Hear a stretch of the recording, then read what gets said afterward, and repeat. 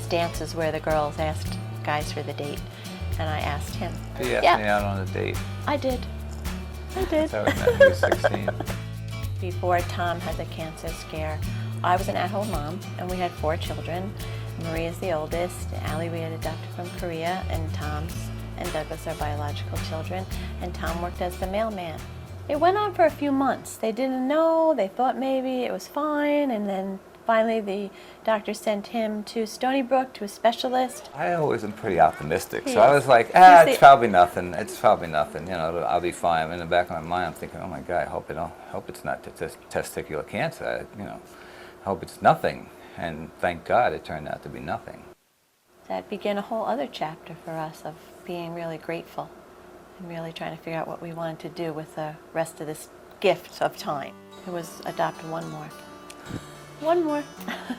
Nicholas was born with Down syndrome, and he also has autism. Bringing him home in the beginning was scary, right? Mm-hmm. I mean, it was really stepping into a world we didn't know anything about. And you know, we started from there. We've adopted 12 children with special needs. We didn't want to bring anyone home who was known to be terminally ill. Our little Bonnie is 4, and she has a terminal lung condition. Here we are doing the one thing I never wanted to do or thought I could do. If you read about a child, the description of a child that might be waiting for a home, it is overwhelming. But when you see my children, and that's something that they taught me, they're just kids. They're just little children like everyone else, and everybody wants a family, and everybody wants to belong. Sarah is sick quite a bit and in and out of the hospital, more than Bonnie is, actually. They call her the $2 million baby, you know, at the hospital. It would be overwhelming. I don't know who would ever take it on if they didn't have their medical needs covered. And then their stipends, it's depending on the degree of their special need. When we brought Matthew home, he was misdiagnosed. We were told he wouldn't ever be anything but a newborn. And now he's an active little boy. It gives you hope in the unknown, and faith in the unknown, and faith in yourself. You have to have a lot of patience. Some of the kids are pretty easygoing, and then some of the ones that we have behavioral issues. They don't all have medical issues. Right. We have the gamut on, you know, different types of disabilities.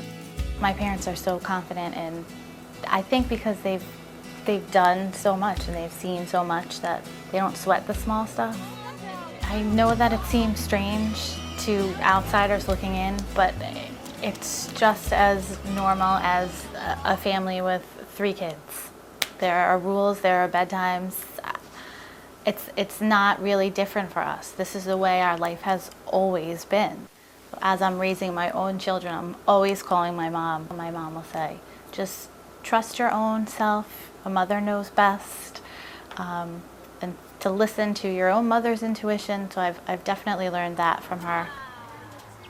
In our home, everyone is a little unique. So home is where you're not different, where you're not unique. It's just home. I just feel lucky because I love my life and I love what I did with my life. I'm going to be able to look back, no matter how long or short my life is, and be really happy with what I did. So for me, that makes me a really fortunate human being. We're hoping that we show our other kids that there's a need for this in the world, and this is what you need to do.